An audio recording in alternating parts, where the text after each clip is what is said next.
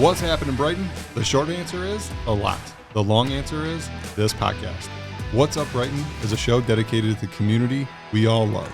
Hosted by Roger Burnett, Eric Meldrum, and Coach Mark Howell, this podcast will feature news, issues, and discussions impacting Livingston County and celebrate the people who make our slice of Michigan go and grow. This is What's Up Brighton. What's up, Brighton? I'm Roger. This here is Mark.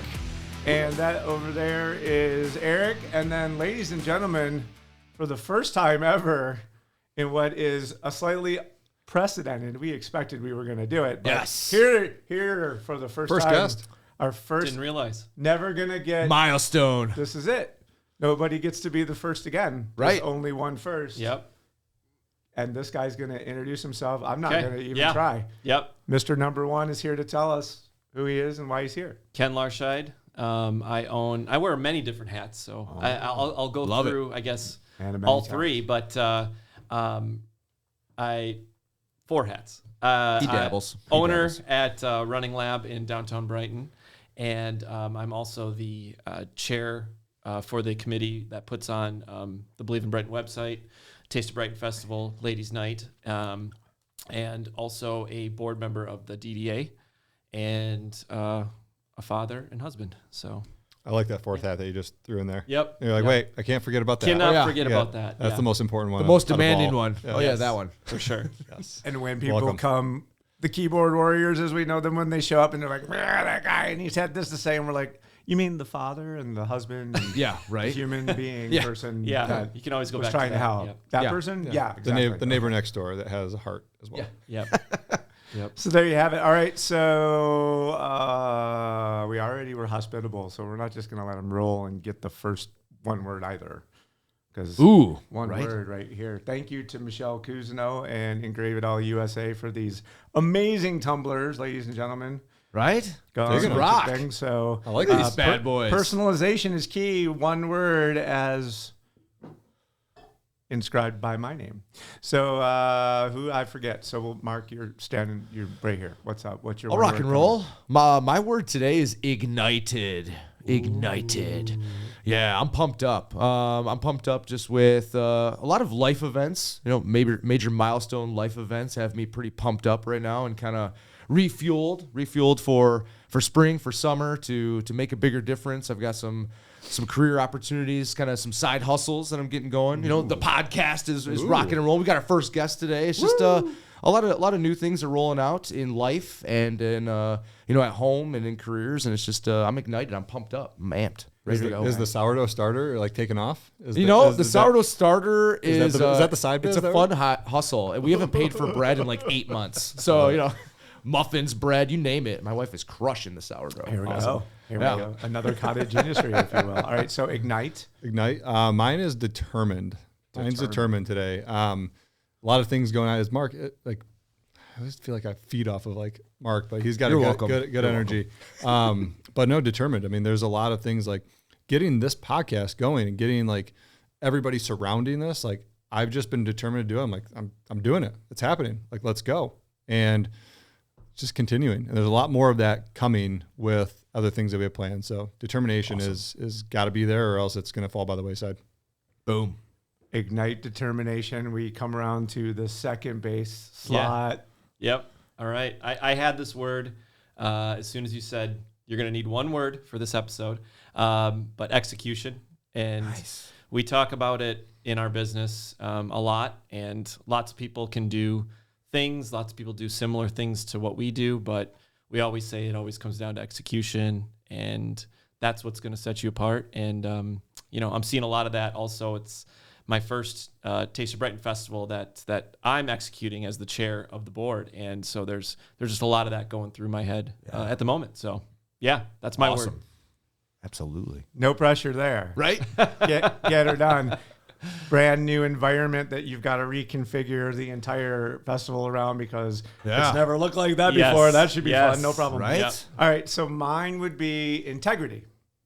Awesome. And the reason for that is we made a commitment when we started this show that if things came up that we wanted to learn more about, that we wanted to learn more about, that we wanted to have all of you learn more about, that we would go find guests that would be able to help us bring more clarity to things that maybe three guys with loud mouths on a microphone don't always get exactly right. So herein is our first opportunity to demonstrate the integrity that we suggested we would provide as a part of doing this show in the form of one Ken sitting to my right. Thank you. You're Ken, welcome. for Yeah. don't screw I'll it try. up. I'll try. Please, for the love of Yeah.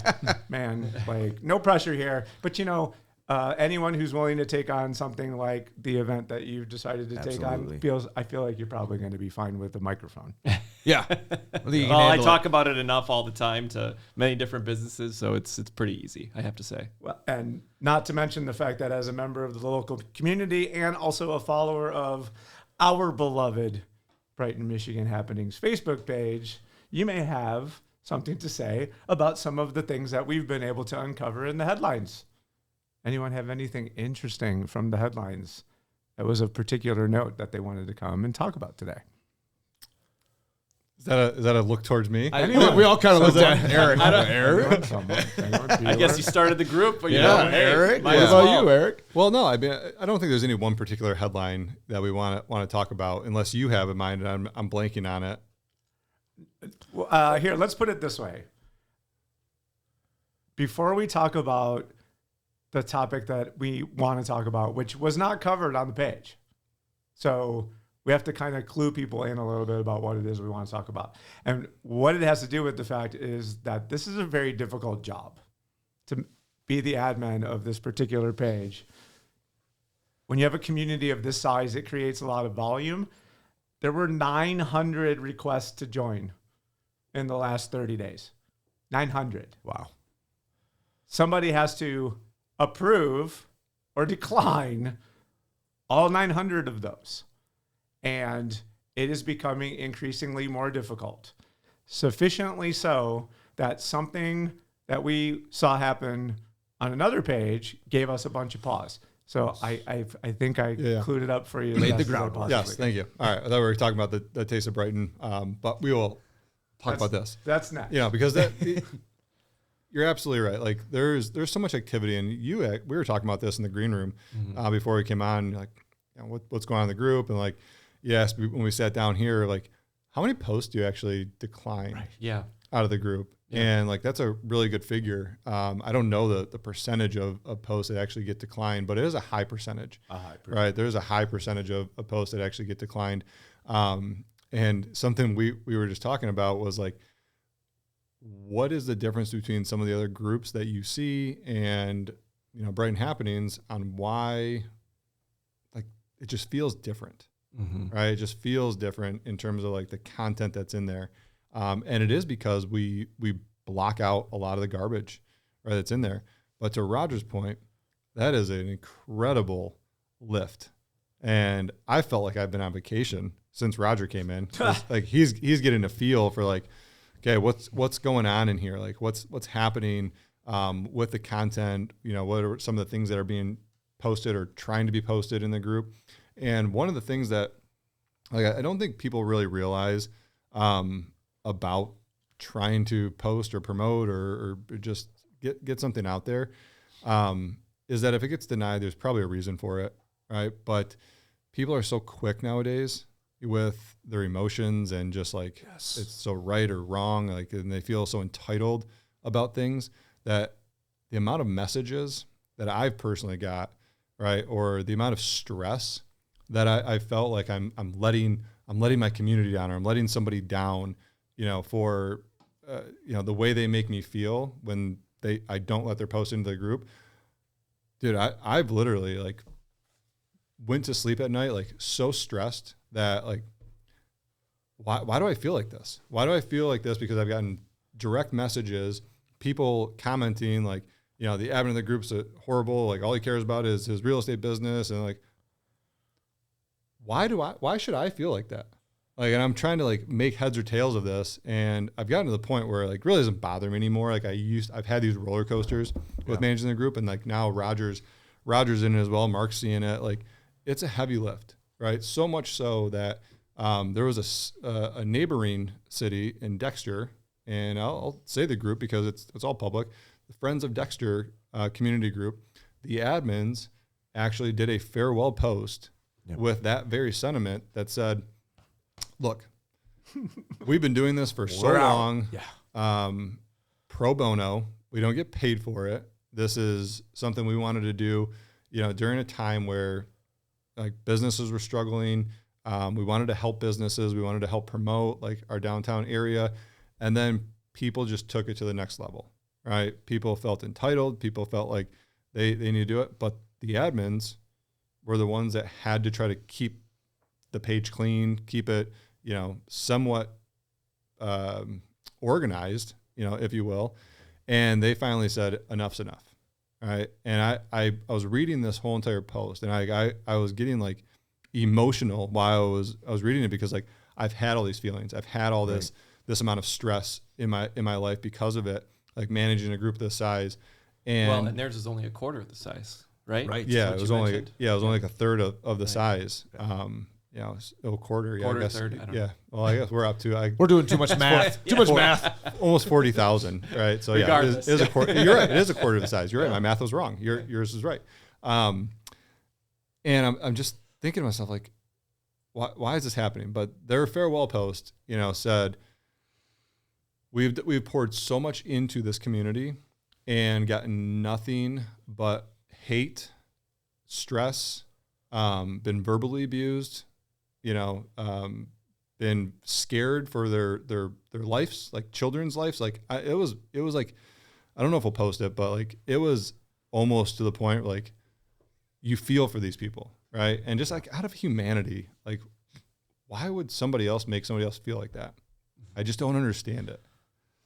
So it was just one of those, to Roger's point, like, it was one of those wake up calls of like, there's a lot going on in this group, and I've just been so accustomed to it. And Roger's really helped me open my eyes of like, this is not normal. Like there is a lot that goes on here, and you're just like doing it right by second nature because you've been doing it for so long. And I'm like, you know what? You're freaking right, dude. That's right. Like, Let's go. You're freaking right. Right. So Like, the moral of the story is, it's hard work. We love doing it.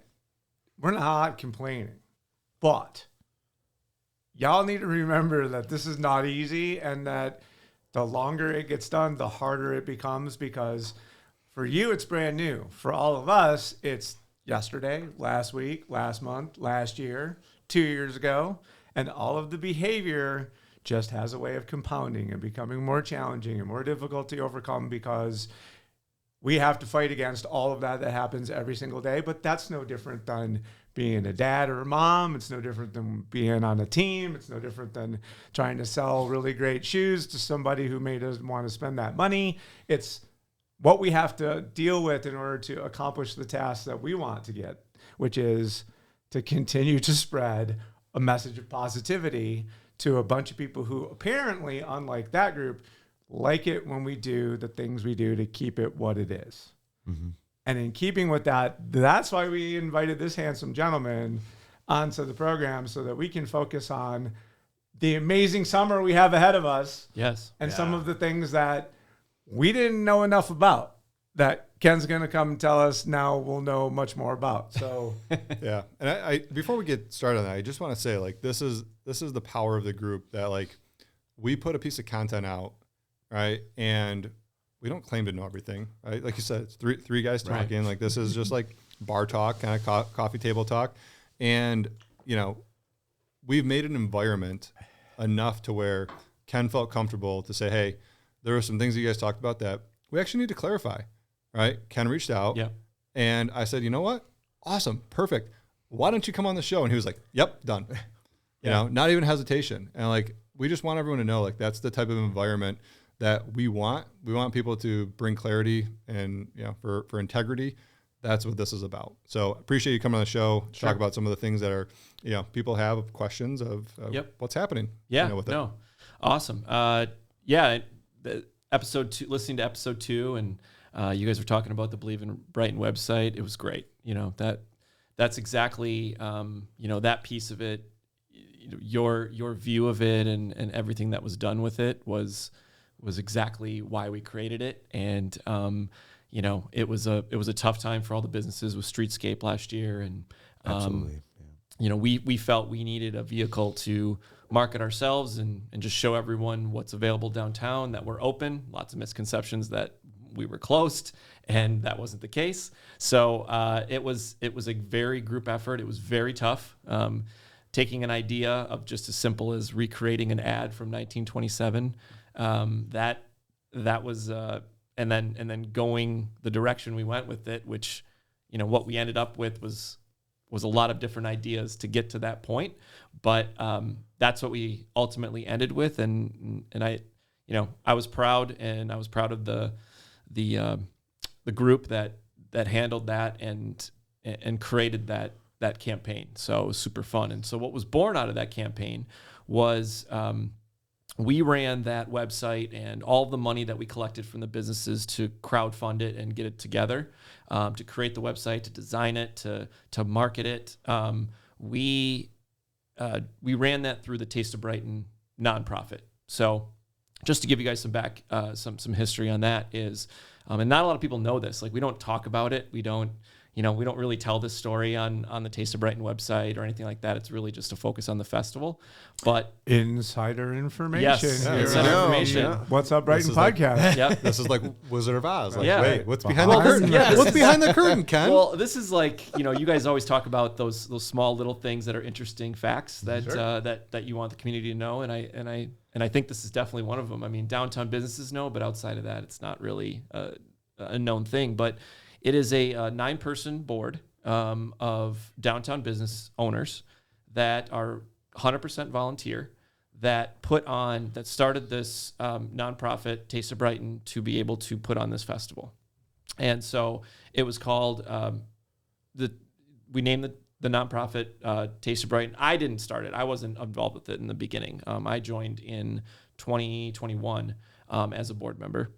But that was, I believe, the nonprofit was started back in 2017, and we started it so that we could have our own festival, and we wanted to give people a taste of what Brighton has to offer.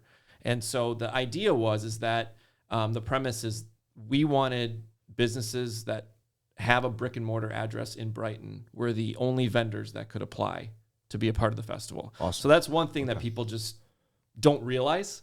They're like, where are all the food trucks? Where are all the, Right. where are all the outside businesses and, whatever. And we have to educate constantly that this event is very focused on Brighton businesses, and you have to have a Brighton brick and mortar address to be a part of it. Very cool. Yeah, that's Yeah. good.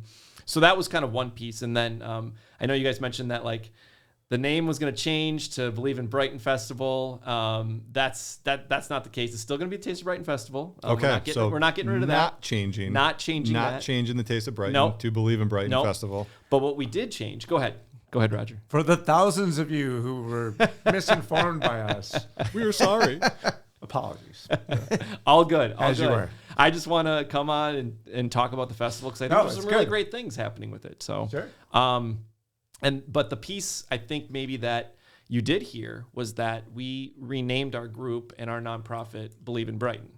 So Believe in Brighton is kind of the umbrella. Okay. And we put on the festival. We have the website underneath it. And then we also put on Ladies Night Out in December. So those are kind of like, that's what we shifted towards. So somebody may have heard, oh yeah, we're changing, Taste of Brighton to Believe in Brighton. And people kind of associate that with the festival, which very fair. That can definitely happen. So that's good. Yeah. Well, that's clarity. Yeah. That is right from the horse's mouth. Yes, absolutely. So we're going to take a quick break from a word from our sponsors. This episode is brought to you by the Oxford Center, where healing begins with a blend of compassion and innovation. The Oxford Center offers a ton of different treatments, ranging from hyperbaric oxygen therapy, autism services, physical therapy, speech therapy, and occupational therapy, and more. They've pioneered research behind a wide variety of treatments and conditions. They're located in the heart of our community, right here in Brighton. They believe in treating the whole person, not just the symptoms. Discover how they can support your journey in wellness. Visit theoxfordcenter.com or call 248-486-3636.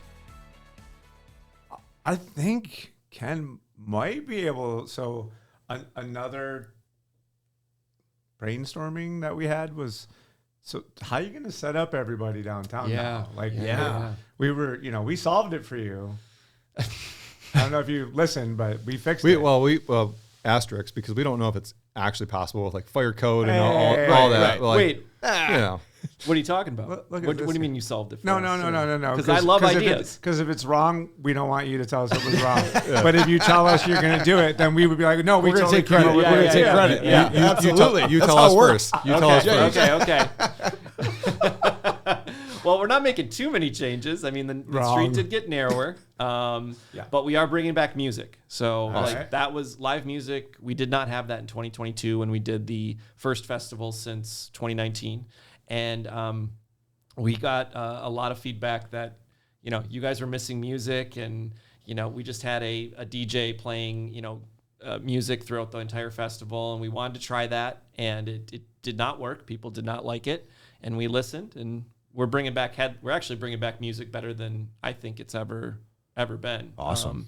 It's gonna be stages at each end, and we're gonna have headliners at the Amp on each night to kind of like give like a finale to each Close night. it out. Yeah. Yep. All right. So we have Local Heroes on Friday, and then is it Billy Gunther? I just posted about a Billy Gunther band.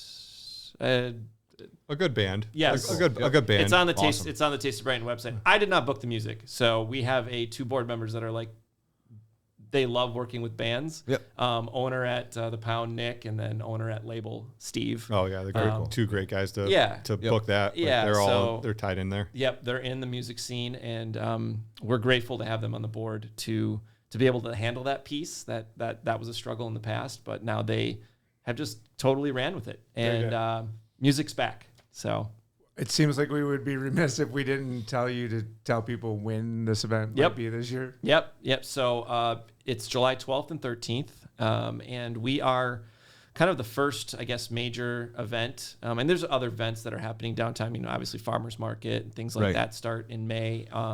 But we're the first festival that closes down the street and brings all the people. Sweet. Of the summer. So we're always like the kickoff, and after 4th of July. And then, then there's the other ones, Art Fair and Smoke and Jazz. So looking forward to it. That's a killer. Yep. So tell us how the event's going to be set up. Is there anything changing this year? With any challenges with the? Yeah. So Social District, as you know, Social District was a thing in 2022, and it's still there. You're available to walk around with your drink every day, but it really changed our festival. I think for the better. We used to have to corral off each business, and you could have to stay in that corral with your drinks. You no longer have to do that. You can walk up and down the street during a festival. And we tested that in a small way because there wasn't as many Social District businesses in 2022. So we're going to have more this year. But I think what the tricky thing that we're going to have to try and figure out is, the lines that all of that creates to get a drink, to maybe get food from each of the booths. Now that the street's narrower, we have to leave 20 feet for fire. And that's like, non-negotiable. And down by my end, by my store, that's where it's going to get really tight. So we're trying to figure out some logistics, like how do we divert traffic, maybe up onto the sidewalks a little bit if somebody's standing in line. So there's some logistics to figure out. Yeah. So our original, I think I already have the answer to this because I saw the plans in the application for how the street needs to be for events down there. And you can't have anything in the middle of the road. Oh. Nope. You can't have anything in the middle of the road because you have to have a fire lane. Yeah. This is going to be so much. You guys, good luck. This is going to be fun to watch. Well, because it's a new constraint, so it's going to require some creativity on people's parts. Yep. Well, it's in order to make it be what it like, because this is such a revenue opportunity for people, and you need flow. You need to be able to keep people moving past your place, but being able to spend money with you as fast. So this is contactless payments. This is like everything that's going to have to make it be like, get your stuff and get a move on, because we need more people to come through. Yeah, and my 2 cents on this was, when we had the discussion previous episode, it was like, as I've talked to so many business owners down there, and like, we love the festivals, They absolutely like, are the heart of our community. But if we don't have a booth out there, like business isn't great, right? Not a lot of people are going from the street into local businesses during that time frame, so that's been kind of like the pros and cons, like love it or hate it. Like sometimes it just is what it is, so we were just kind of spitballing like, well, how do you change that? Right. Like, how do you, kind of shake this up? And we were saying, like, if you put the actual tents in the middle of the street, back to back, right, and create this like oval, right, like, and have breaks in there where you could, like, people could cut through, and like, so you're in the storefronts, and then you have the tents, and there's like 2 lanes, right? But that'd be great for flow. It would include the businesses, so people feel like you're going into the stores, out of the stores, like going into the street.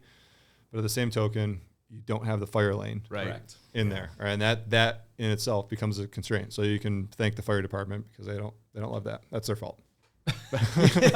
Safety, geez. Safety third. So before we move on to the next segment of the program, I wanted to offer our guests, was there any other item that you wanted to make sure that everybody out there? You guys, actually, real quick, and it kind of actually ties into the festival a little bit, but you guys were talking about DDA and marketing and things like that. And, I've learned a lot being on the DDA board. I started in January of 2023, and being a part of just marketing downtown, learning a lot about using tax dollars for marketing and things like that. There's a lot of rules around it that make sense, that I didn't even know. So it does help. But like, DDA is not disbanded. DDA is still there. Downtown Development Authority. They bonded out to put this to have the streetscape done. So we're still a board of 13, and I think what you guys were referring to, when you guys were talking about marketing and things like that, was the Principal Shopping District. So Principal Shopping District was a special assessment that was put on commercial buildings, and it had some boundaries drawn. It was mainly downtown, a little bit up Grand River, but they decided to disband that in May of 2020. But the money that they would take in from that, they were using for marketing. So it actually helped get the Taste of Brighton Festival and some other events off the ground, like Ladies' Night, things like that, because they would say, hey, present us your idea for an event, and we have funds to help subsidize the cost of that event. And for the longest time, Taste of Brighton got a great, chunk of money to put on the event, and it kept the costs low for the vendors, all the businesses downtown, things like that. So, it was a great thing. But a lot of the business owners that were getting taxed on this, or building owners, not business owners, building owners, were not in favor of it, and they decided to disband it in 2020, which coincidentally kind of went with COVID, but they were actually really, they were talking about whether it was going to get extended or not before COVID. So that's the whole thing on the Principal Shopping District, but it was a vehicle purely for marketing. But it is tough. Like, if you're going to market something using tax dollars, you have to it can't favor like a specific group or a specific thing too much. Otherwise, that makes sense. Yeah. So that was the thing around Principal Shopping District versus DDA and the differences. Yeah. So for those who don't know what the DDA is, what is the DDA? What is their purpose? Yeah, the DDA is to promote economic development in the Downtown Development District, which is, a lot of people think of downtown DDA or downtown as Main Street, but it actually flows up Grand River all the way up to the highway. Now those buildings and assessments are taxed a little differently as you get. I think Main Street pays the most, and then it gets less taxed as you go up. There's different levels within the entire district, but all the money is used for just making our downtown beautiful, leasing parking lots, and finding opportunities there to spur economic activity. Okay, so most misconception I see when like there's a new business down there is like people like, why does the city allow that? Like, why does the city like allow that? And I know the answer to it, but I want you to answer. Yeah. Like, Does the city or DDA have any say in what type of businesses can go into the downtown area? They could, I believe they could decide to, zone things specifically for specific uses. But I mean, do we really want government deciding what can or can't come downtown? And I asked the same question, right? Like that's very, because I was like, well, people are complaining that this types of businesses and this types of businesses are downtown. Why can't we just have more retail? Like I have a passion for retail, clearly. And they're like, well, do we really want government deciding like what is our mix downtown? I think like competition and, the market should decide it. And I'm like, that's fair. I think there's a lot of things I'm not thinking about and that we're not all thinking about of why you wouldn't want government controlling what's put there. So not government control, but like a poll on X. I mean, that's how everything else gets decided. Put a poll out there on, call Elon, be like, hey man, we're trying to figure out what we can get downtown and the government can't be involved, bro. So we know you'll be good with it. A poll. Thank you, Elon. Seriously. Right? Yeah. Another Mexican restaurant was sure to happen. For sure. If there's another poll. I mean, maybe Elon could fund it too while he's at it. Well, we can get into a much broader economic discussion around like higher rents equate to higher plate costs, which means the restaurants are unaffordable to the average patron. Mm-hmm. And so that doesn't solve anything. So here we go in this circular problem that we create, right? Because it's valuable real estate for all uses. So sorry, we have a valuable set of real estate in our downtown area. That's a really great problem. I've always getting more valuable. I've always thought like you gotta, it's tough. Like I know the rents downtown and it is like you gotta sell a lot of trinkets or a lot of volume hamburgers to keep that going. Yeah. Like, it's not easy. No wonder the dinner is $22.50. Okay. Ken. Yes. Thank you, sir. You're welcome. You don't get excused. You get to hang out for the rest. I will hang out. Yeah. Because the coach is up. Okay. And he's up front this time. So we're you've been on a team before. You love obviously team. You do what you do for like we feel like this whole community is a team, and we turn the coach loose every episode to talk to the team. And boy, you had a week. So I know you're on one for this particular Huddle Up. Let's absolutely. So I've got kind of a quote that kind of frame out the message for today, and that's champions aren't built on the days they feel motivated, but the days they feel like quitting. And I think you could substitute champions for successful people, for winners, for whatever, greatness, whatever word you want to filter out. And I think the message is really, there's a lot of days. Look at anybody who has succeeded in anything in life, and more times than not, the only difference between the ones that are great and the ones that are maybe average or even below average are on the days where they're not feeling it. They're not feeling their best or whatever else. The normal, average, good person chooses to do XYZ other choice, right? That doesn't align with whatever their main mission, whatever their main goals are in life, whatever thing that there's driving them, what that they want to accomplish. And the ones that are great, they find a way to just saddle up. And they do the work. They do the work no matter what they're feeling.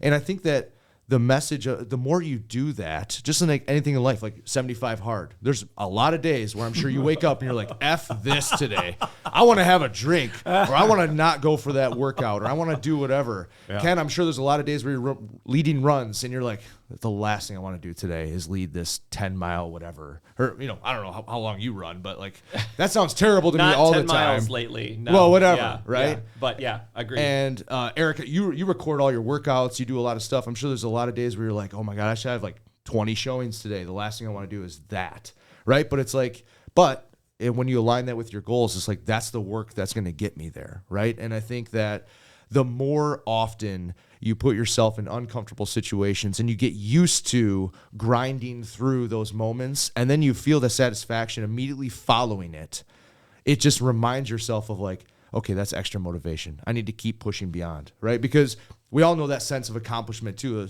especially like when you do something that you're motivated to do and you accomplish it, it's like, cool, right? That's great. But there's a different sense of accomplishment when you push yourself through something you didn't at all want to do, and then you finish it. And that could be something simple like last night I played 2 soccer games, and the last thing I wanted to do is go do that. But as soon as I was done, I was like, I feel awesome. I could take on the world. And it's like, it's just a different feeling. And the more often you do that, you just fuel your own soul to reach new heights, to motivate yourself to do new things, and to just kind of train your whole mental state to continue pushing no matter what obstacles lie ahead. And so I think that, for those that are maybe watching or tuning in that are maybe stuck in a rut or can't get over that obstacle or what have you, instead of always looking outward and pointing the finger at all the XYZ reasons in life that you're not hitting whatever goals or accomplishments or successes that you want, look inward. And what days are you taking off? What things are you taking off or turning off that you could be going in a different direction and doing the extra stuff to get the job done? And I think that's the ultimate separator. That's the huddle up of the day. Boom. Boom. Always gold. I'm on day 51 of 75 hard. I'm doing 150. I'm not stopping. That sounds terrible. Super excited. Yeah, don't do that. I won't. Half a year. Just excited. Just discipline. Fun. You got me going.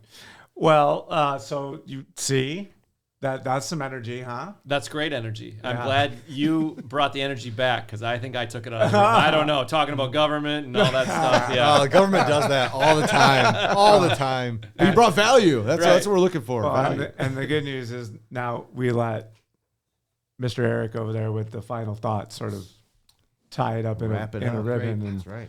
make it be something everybody's excited to. No, it's good. It just reminded me of the saying that I had this year was, the success you're looking for is in the work that you're avoiding. Right. And it's the same message, right? If you want to get to where you need to be, you need to do the work that you're trying to push down. You don't want to get up and do the workout. You don't want to do the extra mile on your run. I've been listening to a lot more David Goggins lately. That guy's freaking insane with his. I've heard. I haven't read it, but yeah. Oh my gosh, dude! He woke up one day and he's like, I want to run 100 miles. And his wife go running. He wanted to go running, Jenny. And he woke up and his wife gets in the car and she's sitting there while he's running 100 miles on the side of the road, which is absolutely insane. The determination it takes to do that. So, the final thought for today, is we had our first guest on, which I think is incredible, right? And we set out to do something with our determination and integrity, with the show, is bring clarity to what's happening. And, the thing I'm most excited for out of this journey that we're on, and the community's involved in this, right? This is our team. The thing I'm most excited for is that we get to do this, right? We don't have to do this by any means, right? We get to do this with an amazing community, an amazing town, things that most other cities don't have, right? I don't know any other city, around. Well, I know one other one, but it's not as close, that has so many awesome businesses, so many amenities downtown, a pond, an imagination station where you can go literally let your kids run wild, go grab an ice cream, go grab a lollipop, go out to dinner, right? And it's just the most family friendly downtown that I've ever been a part of, right? And I'm sure there's other ones, but this is our home, right? And this is what we choose to call home. And I just appreciate you coming on the show and being yourself, being, the voice of truth, right, around it. And, that's what we're here for. We want to be able to connect with other leaders, other people in the community that are doing cool things. And, Ken talked about the government and bored you to death. I'm just kidding. but Ken's doing some amazing things, right? Yeah. This is why the Taste of Brighton gets going, right? If it wasn't for Ken and the other eight members downtown of the businesses, we wouldn't have this. Right. So I want to say thank you for the tireless hours that you guys put into doing that. Especially running this group. I know what it's like. I can't put myself in your shoes to a whole entire event like that, of that magnitude, but I'm sure at one point, we'll have something of that magnitude ourselves, and do that. So thank you for that. And thank you for, just coming on the show and providing some great, value for our listeners. So appreciate it. You're welcome. Thanks, guys. Every once in a while, we have that little moment of doubt. Like, is it going to be good this time?